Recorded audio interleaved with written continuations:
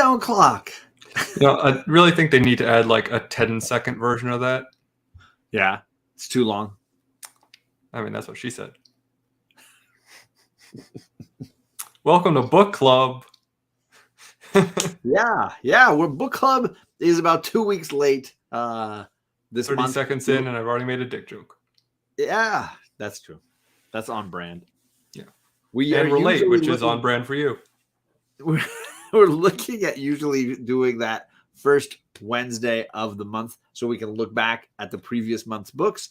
But we're about 2 weeks late, give or take, and we're finally getting to look at the books from March. So this is a little bit of a throwback in that sense. So hopefully for those of you, you don't have to worry about spoilers, because really, at this point, if we're spoiling a book that's 2 weeks old or more, that's on you. That's on you. I mean, although I have books that I'm 6 months behind on, so but at that point, I feel like we've given you fair warning, so we've given you if the I chance didn't make the time for it earlier, then that's still it's on me, right? Yeah, sure. It wasn't a priority. It's statute of limitations, right? So here we go. We got Brandon from Comics Kings tailgating, #1 guy in the chat, much appreciated. JP trying to follow your that's what she said joke. He says, Brandon says there's a Beyonce song called Countdown. Really good song. All right. Queen, I'm down with Queen Bey. What is going on, TJ? Good to see you. Last time we were hanging out, it was you were here with us. Showing off incredible CGC books. Right. Incredible incredible to us. Some of them TJ was disappointed with. They're only like 9 O's. He'll gift those out to somebody. No, he won't. We will definitely talk Little Monsters 1 and 2, because I don't know that we even spoke about issue 1. We have not. No. So that'll come up for sure. Hence the thumbnail you see here behind us. Thank you for always making the thumbnails too. It's always been this weird gig. Takes me 4 seconds. It's fine. I just got a template and I just plug in a new image. But it's still appreciated. I want you to know. What is good is comics, as always. Some very entertaining reads out there on your comic book shelves, and we always try to highlight some of those indies, the #1s, or the series that we have continued on with after #1 that we're kind of enjoying and talking about. So some exciting books. I got a little stack here of things to chat about, and of course, Little Monsters high on the list. But before we get too far along here, as a reminder, we oscillate channel to channel, month to month. Nice. So next month, in 2 weeks, we're going to be back over on his channel. So in 2 weeks, basically, right? We give or take. The pendulum will swing back in my direction. Yeah, we'll be over on Whitewell Comics in 2 weeks, so be sure to subscribe over there, so that when we look at April's books. And we were just talking about some of the April books that might come up for me, at least. Some stuff to keep an eye out for. So be sure you're clicking the link down below and subscribing over there. If we are going to say that's what she said, you might as well call her a single lady. All the single ladies. And we got aggressively relaxing. Good to see you. It's a comic show. That's what we're here for. Talking about the stories, talking about the books that we enjoyed. Have you been reading a ton, Alec? Anything besides obviously the books on the docket? Have you been enjoying any back issue reading or anything? No, I'm not gonna lie.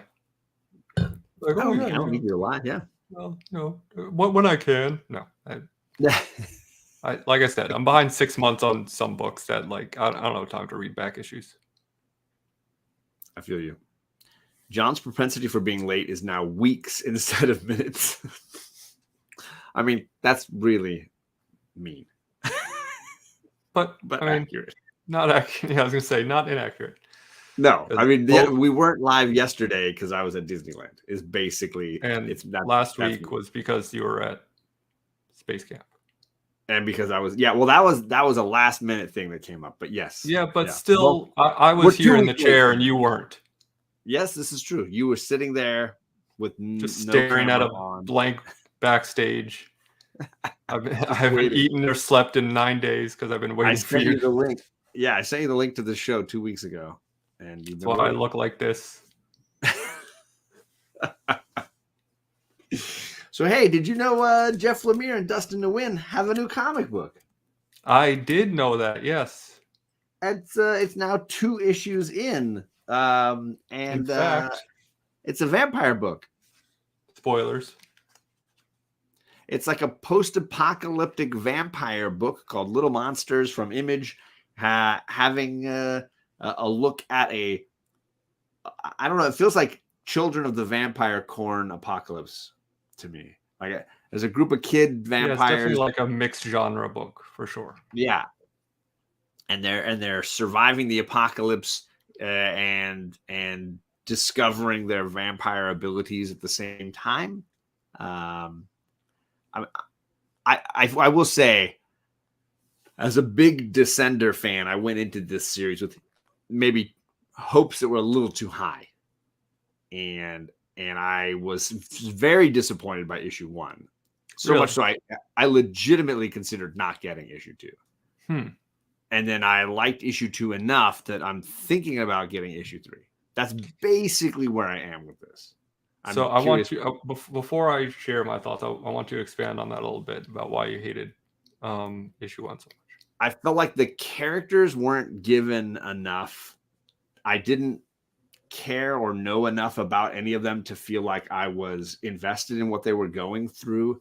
The genre tropes were a little bit like on the nose, like nothing. There was no like originality that hooked me as like, oh wow, that's kind of different or that's kind of cool.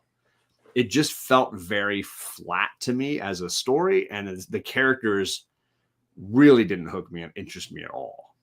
How quickly did you realize that they were vampires specifically? I mean, I think I kind of knew it going in just based on the cover stuff that they had shown. I mean, I guess just kind of maybe I had just assumed. Yeah. Right, sure. Slow burn. It's definitely a slow series and a slow burn. Not a ton of story in either issue. Like, it's very light on like big world building plots. It's very like focused in on these few characters. I mean, yeah, so far for sure. I mean, they are hinting at a larger world, sure, outside of this little community, but like, it almost seemed like in the first issue that maybe this was one of the last groups of people left alive, almost. Yes, it does. Very that post-apocalyptic, which is hugely popular right now. But yeah, I wonder why here. But obviously at the end of issue 1, you see like an adult that hints at a larger community, or at least other people out there. Yeah, I mean, I don't know. Like, I get what you're saying about the characters. Like, none of them are developed that much in the first issue. They're kind of just introduced. And they're like all just kind of doing kid stuff, right? Like, right. They're drawing on walls. They're jumping off buildings. They're playing guitar. They're playing capture the flag. They're just like doing what kids do. They aren't really like having existential crises, or they're not like really like lamenting on the survivability of the world. They're just being kids. Right. And you see them kind of like catching some rats and eating them. And then like the reveal at the end of the first issue is that they're vampires. Yes. Even though it's pretty obvious. But then in the second issue, you kind of get a little bit of backstory about the origin of vampirism, maybe. Yeah, some of the like hierarchy. Yeah. And then one of the kids who finds this person who's got his legs trapped under some rubble bites him, and then you the reader realize that none of these kids have ever actually tasted human blood. They've been exclusively living off of animals that they catch. Yes. And he runs back to tell the other group, and he's like, this, like, they didn't tell us. They, meaning like the elder vampires, I assume, like how amazing this is. So now I wonder if they're going to be like this roving band of, horrible vampires who are running around but then the daughter of the guy who he bit shows up at the end of the first issue, who's the narrator, turns out to be the narrator, and shoots one of the kids in the heart. We don't really know if that's going to kill him, but yeah, I don't know. I think that I enjoyed the first issue and I enjoyed the second issue. It's definitely not the pacing that we are used to as what like the typical comic pacing is nowadays. You know, I think about something like Scout's Honor, which we talked about on the show, where you know, full throttle. Five issues of this would have fit the first issue of that book. Yes. And so I think that, you know, maybe there's a happy medium somewhere, because this I can see is being too slow for people. But Righteous Thirst for Vengeance is something that, you know, we talked about the first issue, where a lot of people might think it's too slow, and a lot of people I've heard saying they thought it was too slow, but it was something I really enjoyed because of the pacing. I was going to bring up Righteous Thirst as well, because if Righteous Thirst for me is like the perfectly well-paced comic, in the sense that it's never in a rush. When action and violence occur, they fit, and it's like those moments are high intensity, but the story never feels like it's, you know, slamming on the gas or stepping on the brakes. It feels like it's all very intentional. And for me, the pace of Little Monsters wasn't the problem as much as it was the characters. Like, I didn't like get hooked by any of their problems or their lives or their interests. Like, I wasn't connected after 2 issues. I don't know that I could name any one of them as being like, ooh, I really want to know what's going to happen with this guy. And I mean, there are a lot of them, I think, which is not doing it favors, because I think if there were like, you're trying to split time too evenly, maybe. Like, there's not a main vampire and then these tertiary kids who are also part of this clan. But I mean, for me, I was thinking, I didn't have that problem on Descender, even 2 issues in, when it's like a huge cast of characters in all these different places. But I knew Tim, I knew Andy. I was interested and invested in their problems. Even Telsa had a bit of a story in those first 2 issues. Like, I just feel like there's a ton of characters, but I don't necessarily feel like I know any of them. Yeah. That's been the big thing, like, keeping me from really getting involved, is I was like, do I care? It's interesting because, and I mean, you can certainly tell me I'm thinking too much about things here, but I think in something like Descender, where you have kind of these 3 main character groups, you have Tim's story, you have Telsa's story, and but certainly at the beginning, before they all their stories kind of intertwine, the environments in which they exist in help you recognize their characteristics. Whereas they're all in this, not only the same environment, but the same pocket of the same environment. So it doesn't differentiate. It's harder to differentiate the characters because they're all just doing the same thing. Gotcha. Like, yeah, that's definitely one of the problems that would keep me from connecting to them.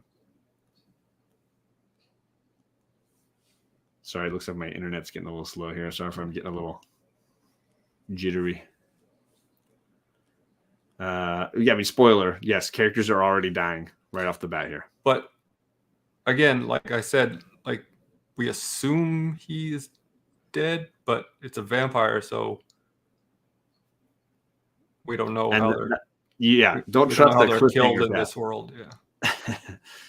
A death in a cliffhanger issue is not going to be something that is like guaranteed.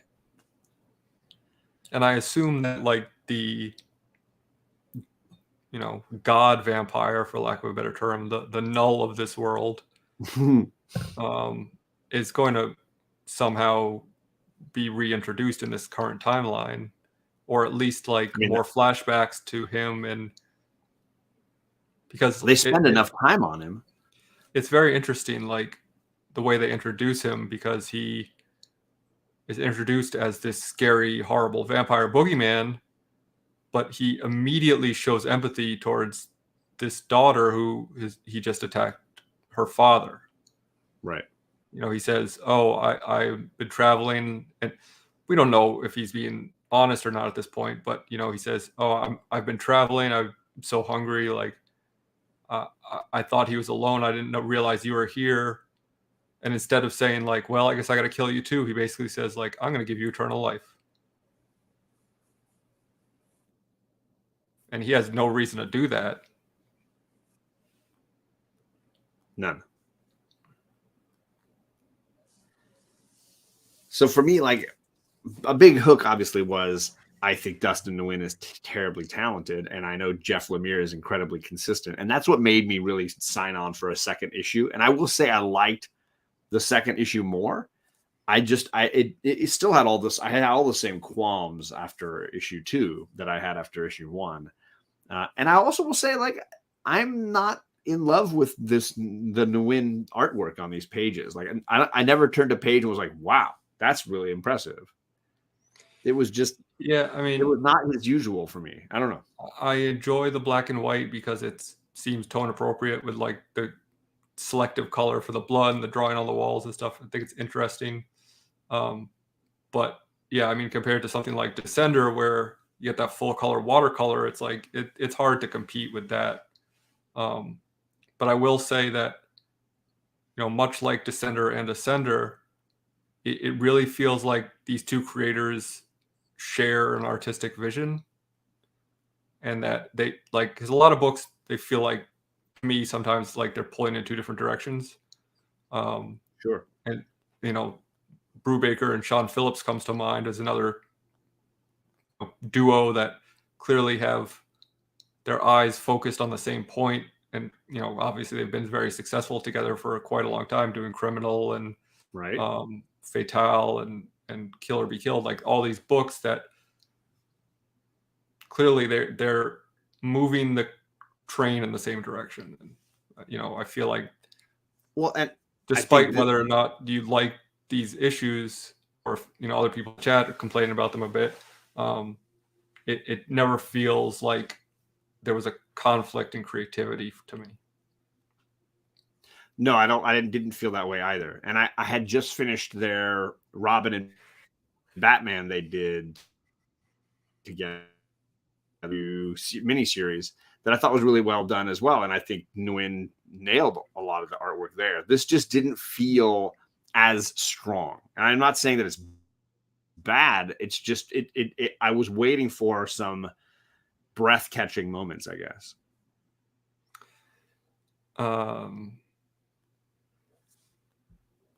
And I think JP and I are in some of the same boats here as far as. Well, I mean, that's not that doesn't like subtract points for me, because I don't remember anything 10 minutes after I read it. So.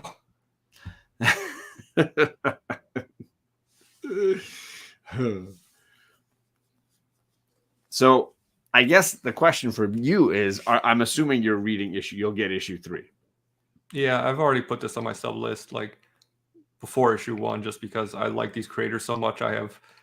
And like it sounds like I enjoyed these issues more than you did to begin with, but like I have enough faith in these creators that I think that they're working towards something that's going to be interesting. And I think that's probably what's going to make me read issue 3. I just haven't decided if I'll get it digitally or actually buy the issues. Like I can't, I don't know where it's on that borderline for me. It hasn't fallen into trade waiting yet, where I'll just be like, I'll wait on it. But it's nearing I don't need the actual physical copy at this point for me. Yeah. And it's funny because, and I know we've kind of like discussed this multiple times before, but I feel like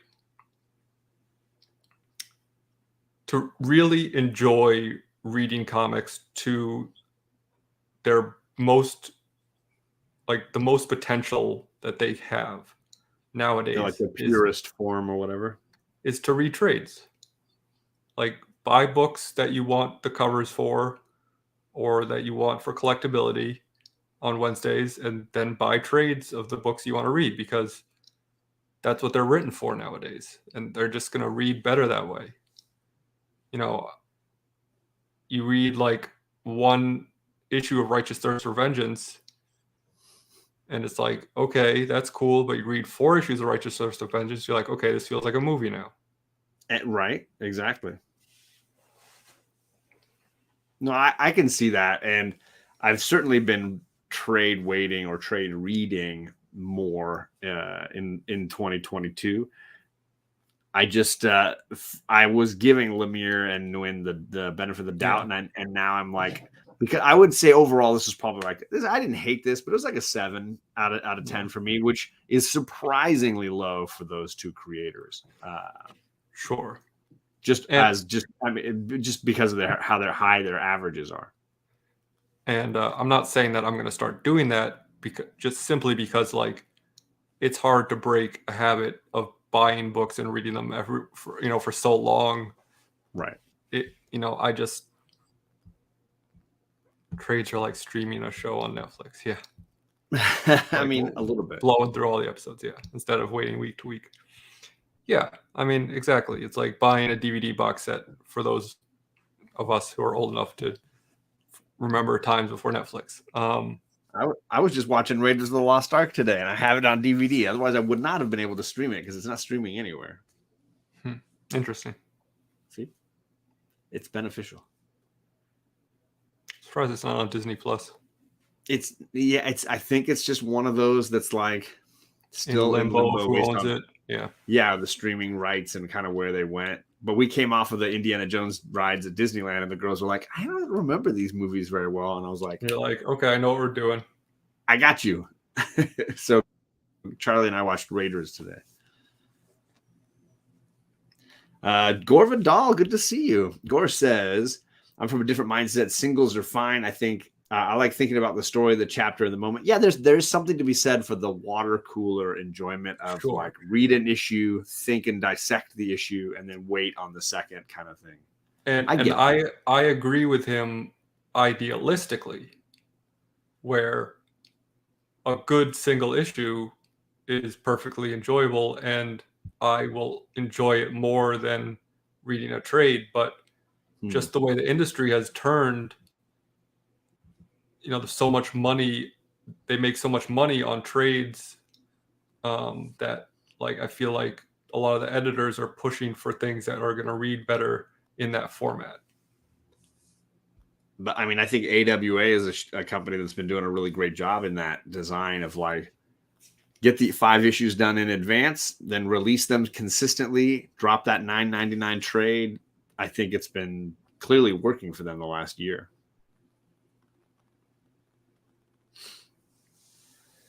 Did you have a score for Little Monsters or any last thoughts you wanted to give on that one? Yeah, I mean, I don't, despite me sounding like I enjoyed it heaps more than you, 7.58, like it's not a masterpiece. It's just like, I think I just kind of am more forgiving of it than you. That sounds fair. But yeah, I mean,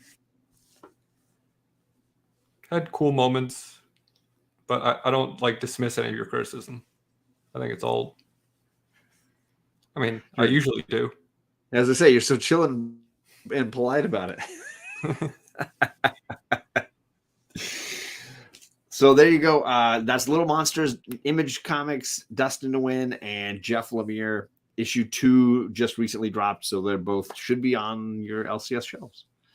I did not read Alice Ever After. I read came out in April. Yeah, I read the synopsis, so I skipped it. But let us know if it's worth bringing up, and then maybe we'll discuss it when we do April in just a couple of days here. Yeah, right? I bought the Frizen cover, so I can read it. That was a good cover. Yeah. Let's see here. But so not as good as this Frizen cover. Uh-oh. Did it arrive? There it is. Beauty. You're one of only a couple of people I know who snagged one, so. Yeah. Probably a foolish waste of money, but I couldn't. Oh, yeah. It just hit all the right buttons. Makes me feel things. which, for me is a rarity. So I got to jump on that. Well, JP liked it for sure. Let's see. To me, a trade is something that sits on the toilet tank, and then you're putting them in the wrong place. You're putting I got a box just for trades I need to read. That's what I got. It's just sitting there. The Frizen cover was the best thing about Nightmare Country. That's I mean that could be high praise. Sure, because even if that for me that covers a 10 out of 10. So even if the story's a 9 out of 10, but I think what he's saying is that the book was. It doesn't sound like a compliment. Yeah. Obviously, I'm not going to read that variant. So is there something else that you wanted to discuss from last month that's top of your list? Something you want to bring up? Yeah, I want to talk a little bit about, not just because I brought it up 4 times, but Righteous Thirst, and I have some stuff to say about Bolero 3 as well. Well, let's start with Righteous Thirst. Since we're on Image Comics, we can keep it going. Yeah, I love this series. Okay, good. I was worried you were going to like, I got something to say. No, I got something to say about Bolero. But okay. This, first of all, let me just say, the action sequences in this book are so exciting. Like, I can't think of another book that does action this, like, translates it this well into this form. The car chase scene in issue 3 or 4. Yeah. Was just like 3. Yeah. Well, it might have been 4. Yeah. But you know what I'm talking about, where they almost hit the homeless guy, and it felt like you felt the speed, you felt the urgency. Great. Super cool. Yeah. I think this is an example of an artist and a writer really communicating well, because I feel like this is where an artist is having a ton of control over the style and the pacing of a comic. Right, because in some issues there's very little dialogue. Yeah, and yet a ton of intention. Like, there are very intentional choices being made. And yeah, each time I pick up an issue to Righteous Thirst, I read it twice because it doesn't take long. In the same amount of time you could read the average book, you could read Righteous Thirst twice. But it's just been so rich in action, and by that I don't necessarily mean like violence. I mean just the act of things happening. Right. Whether it's looking at a dead animal on the sidewalk, or getting in a car and just talking to yourself, or walking into a bar and having an awkward conversation. Like, the action that the characters are doing is what's driving the story so well. Yeah. And unless, I read issue 1 and 2 so long ago at this point, but unless I'm forgetting something or missed something, the big reveal in the last issue is that this guy who you think is like some badass private investigator or mobster or something is just like an insurance adjuster. He is, yeah. You good. You were expecting him to be the transporter or something. Turns out he's less Jason Statham than we thought. Yeah. What's up, Lefty? How's it going, man? So I loved the twist, because I was to the point in the story where I didn't want Jason Bourne to all of a sudden appear. Right. I was enjoying his awkwardness. And you get hints of it along the way, like when he tries to shoot the guy with a gun and the safety's on, and he just seems like a little overwhelmed at certain things. It's because he is like, this is not his world. Right.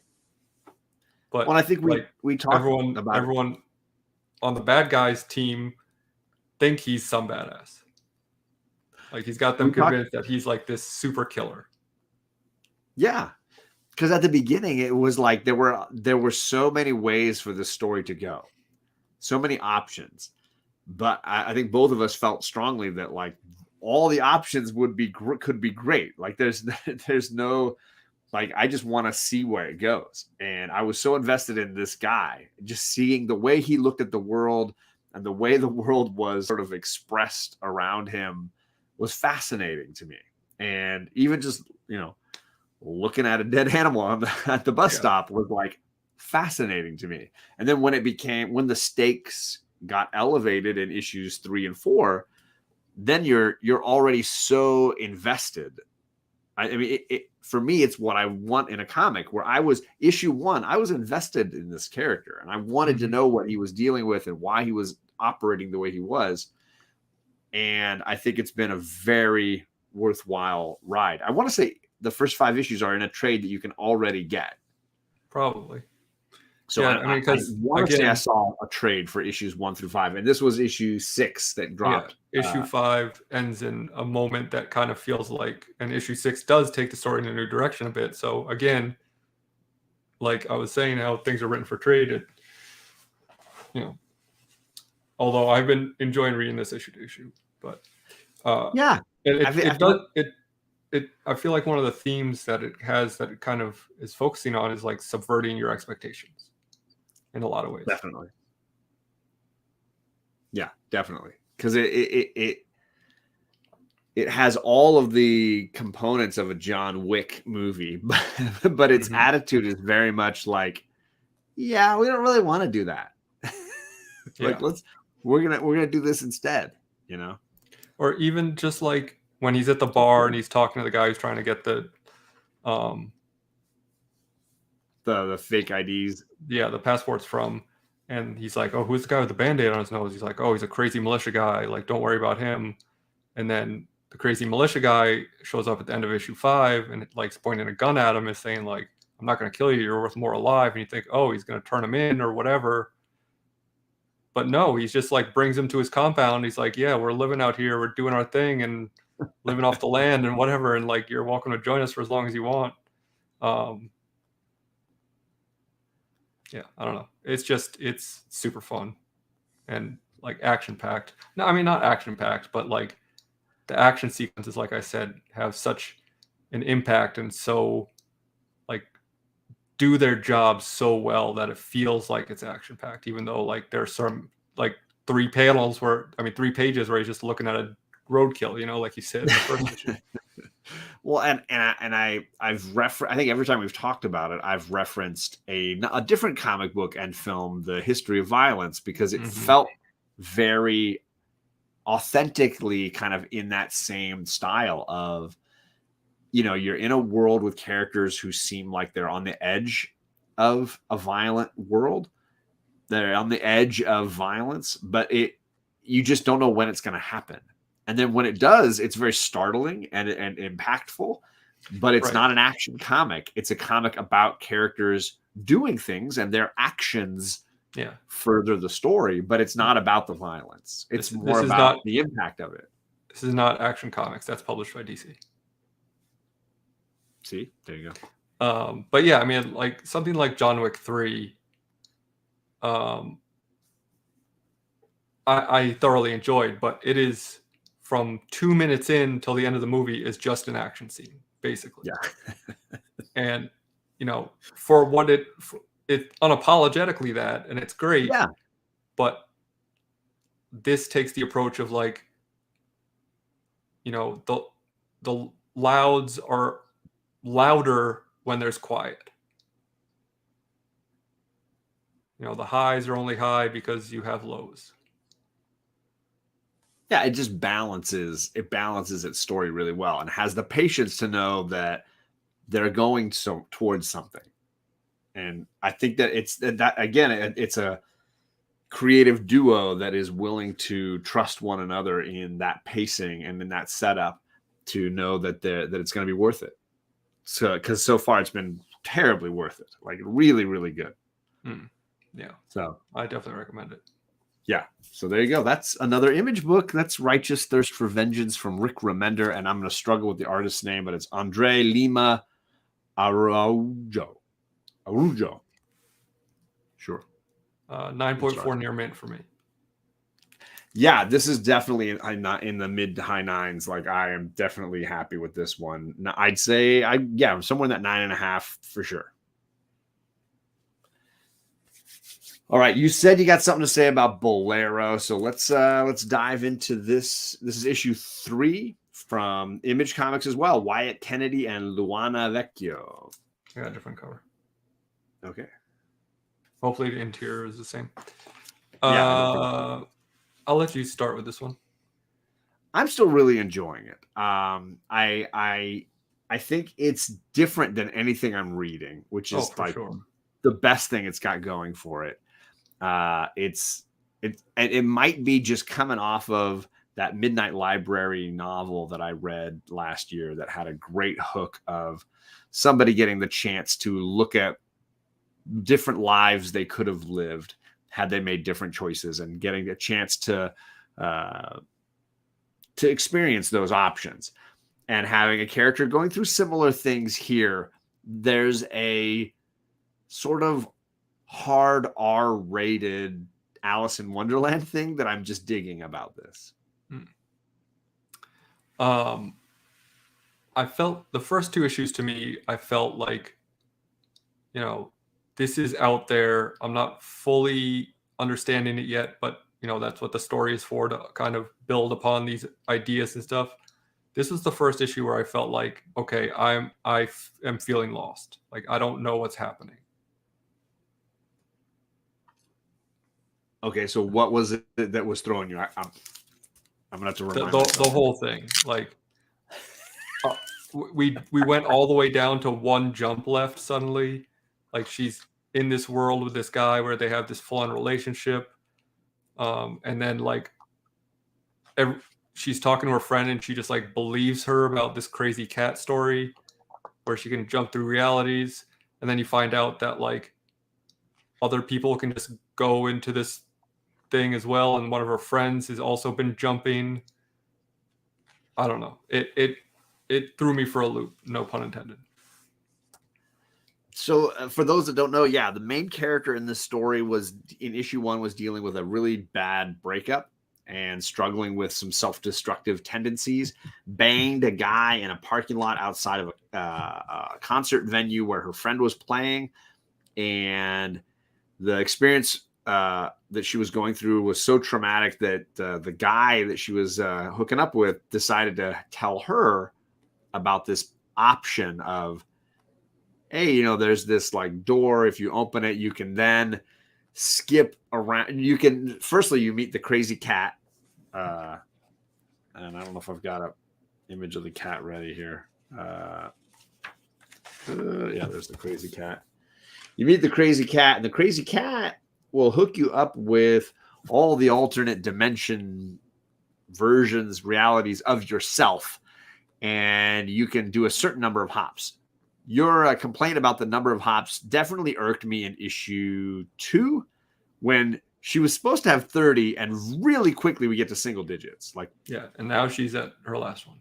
We have skipped a ton of hops that we don't get to really invest in any of those. You can't make good beer if you skip the hops. And for me, issue 3 wasn't as startling. To get to 1 hop when we were at like 5, it was more getting from 30 to 5 that was the big. I mean, I guess maybe like part of it for me, and this is my own, problem for, having expectations that are too specific, but like I wanted to see her journey more, struggling with making decisions on whether or not to hop out of a reality. Like, okay. I don't remember how we got to this point where she's in this full-on relationship with this other guy with 1 hop left. We didn't see that happen, did we? I want to say that was the end of issue 2, right? She met up with this guy and was living with him at the end of issue 2. And now here in issue 3, we see her kind of questioning it, but also trying to find joy in it, and seemingly finding some joy in it.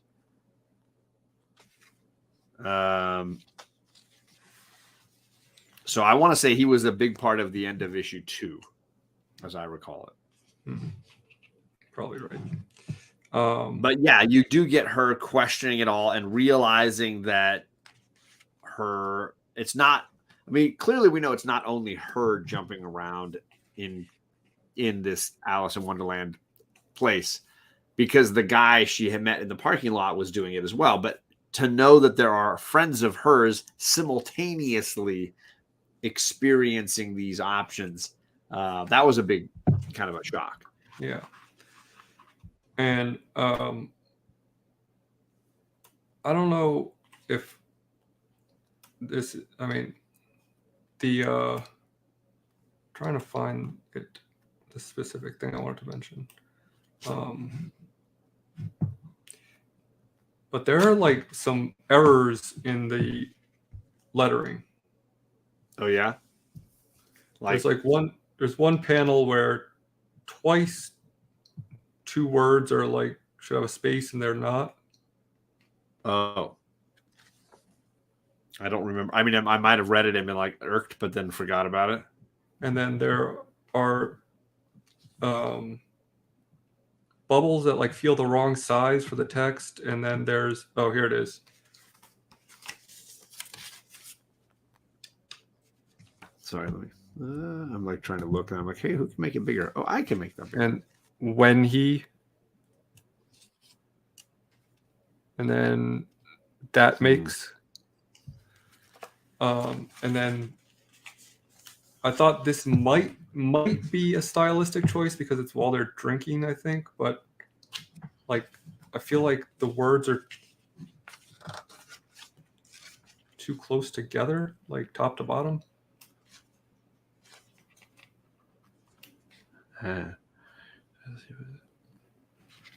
Yeah, huh? Yeah, I see the space is not, and there's no gap in between, huh?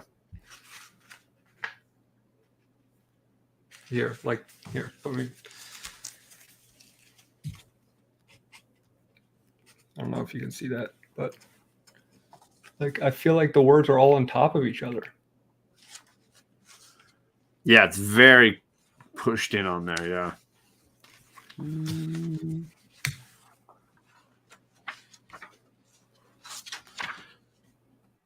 Yeah, 6-2 left. Yeah, they don't give you a ton of room. So that's some of the that's on the letterer, I suppose. Yeah, I mean, I don't know. I feel like should be on the editor as well to look at like a final pass and say like, hey, because it's true all throughout, right? Because there's definitely seems to always be like. Yeah, I don't know. The kerning's weird. There's almost no spaces vertically, like line by line. It's all right on top of itself. And of course, there's Strangers in Paradise over his shoulder. What do you expect? This just bothers me on a personal level. I don't think this is like something to really critique from an artistic sense or like whatever, but this tattoo is upside down. And like obviously you can get a tattoo any way you want it to, but like this is upside down. The owl should be the other way. You wouldn't want it so that you can look at it. You'd want it so others can see. So that when your arm is at your side, it is face up. See, things I wouldn't necessarily recognize because I don't have tattoos. I've never had to think about tattoos.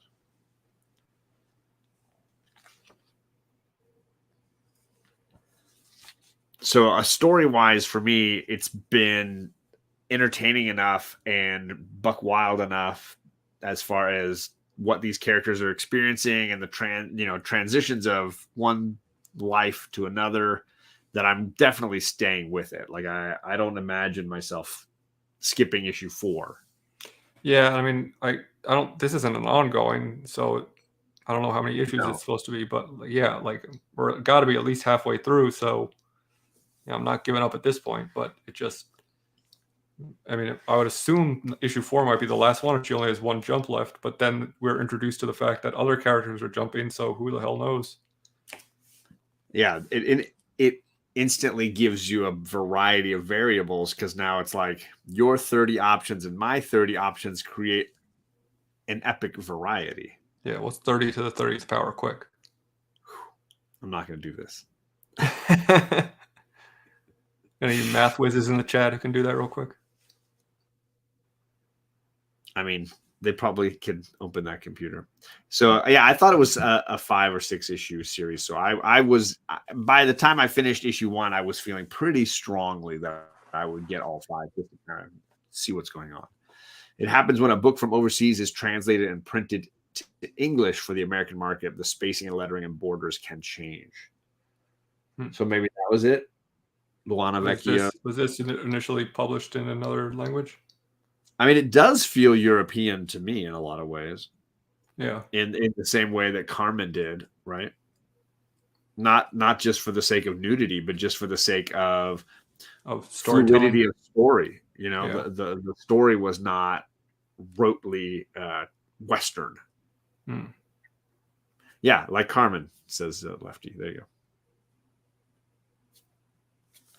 So I mean, that might be the case, but I still have this book as an 8.5 for me. I'm still all in and enjoying it, and I find the characters and the drama very enthralling. And again, it might be connected to a novel that I read that had a very similar story, very similar thoughts about the world, in the sense that it was a character who could live alternate versions of their own life. So I'm kind of, I just may be still in that headspace. Brandon Graham is a letterer, so calling you Shame out, on you, Brandon. Yeah.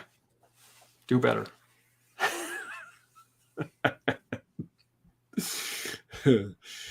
Well, let's see. Do we have some? Do you want to talk about Step by Bloody Step? Sure. Did you Did you read issue 2? I did. Read it. I mean, did you look at it? I did. Again, like a little less clear to me than the first issue. There were a few panels where I wasn't quite sure what was going on. I had to kind of look at them a few times, but still like very interesting. Time is certainly passing. The girl is growing up.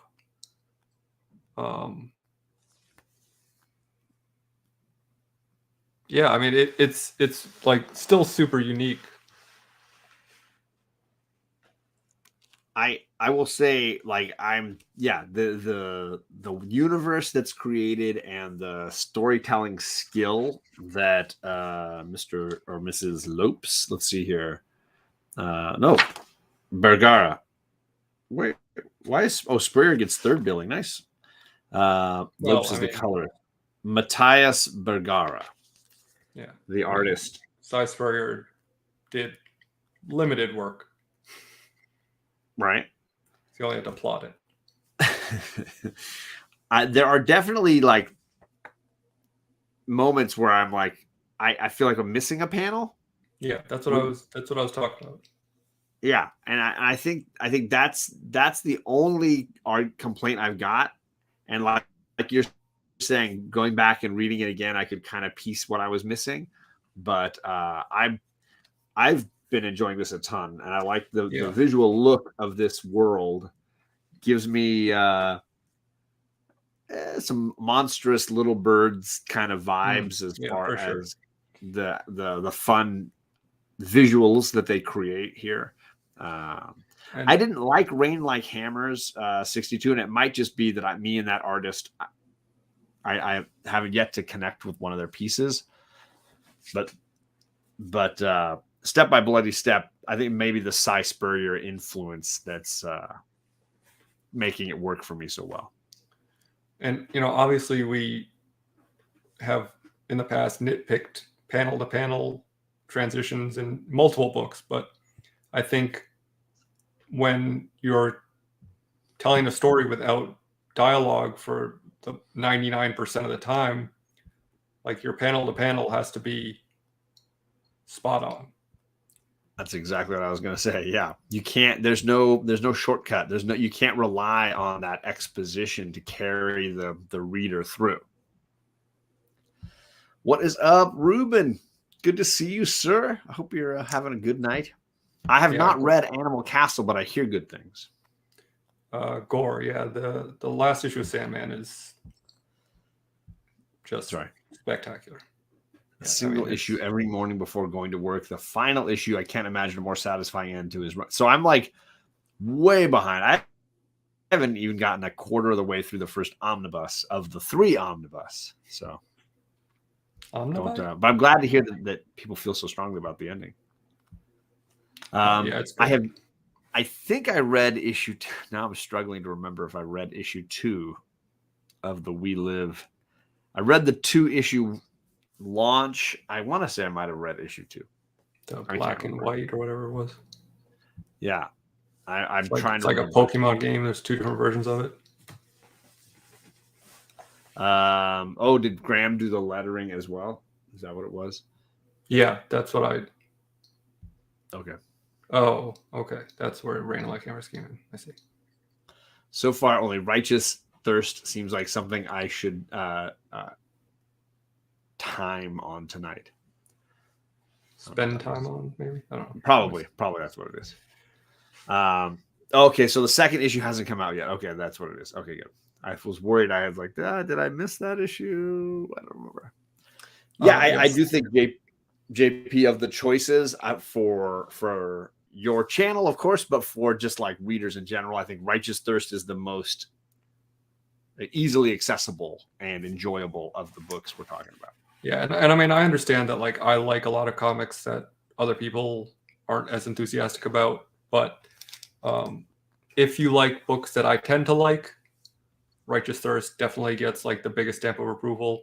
Little Monsters and Bolero are, I can say, are not necessarily for everybody, but I am enjoying both of them, just not to the extent of Righteous Thirst. I totally agree.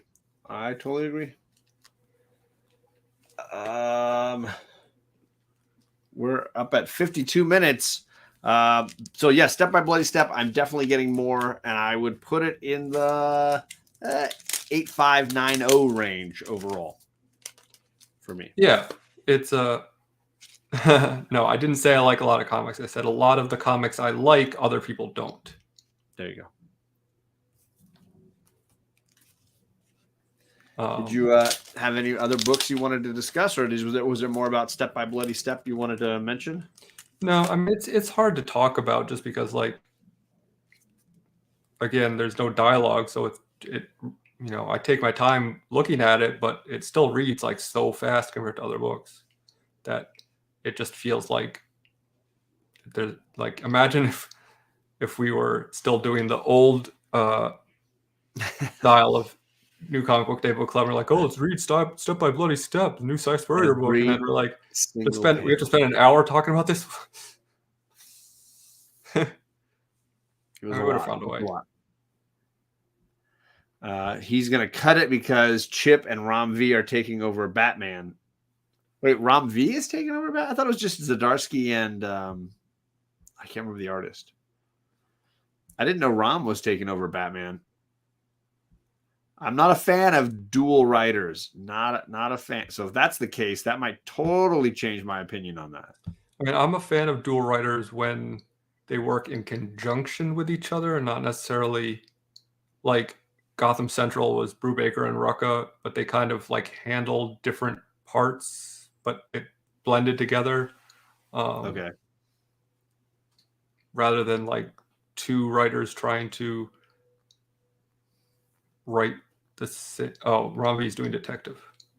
Oh, okay. Yeah, I was interested in the Chip Zdarsky Batman in July. I'm probably going to give that a few issues just to try it out. Yeah, I mean, those are 2 writers I enjoy, so I'll definitely check out a couple issues of both of them at least. So stay tuned to this show in the summer. I was going to say, if the world hasn't ended, so we'll probably be talking about them. That sounds about right. Well, I mean, I don't know what other books to discuss. I think those are the big ones, right? Yeah. Was there another one you're hot on, or are you feeling good? No, that's good. It's Well, already drawn by 11. 2 Batman books. I don't know if I've ever been that guy, but I mean, certainly I'll maybe issue 1. I mean, you buy 47 Batman books. I mean, X-Men books. So I read all of them digitally now, though. I've only bought 2 in the year 2022. Proud of you. I know, right? I'm growing a little bit. Radio Spaceman. I don't know what that is. Mm-mm. I know that there's Radio Apocalypse from Romv. Yeah, which we talked about. We have talked about. I will say next month I will mention a little bit because now Nita Hawes has finished the first story arc, and this issue just dropped this week. So I will bring that one up. Maybe I'll get Alec to try out AWA's Keeping Up with the Joneses. Issue 1 dropped last week. So there's a few books that might come up next month. I think New Bern might be finishing its story arc as well. I've been enjoying that. Speaking of Chip Zdarsky. Why did the Easter Bunny want the golden egg? Because it had 24 carats.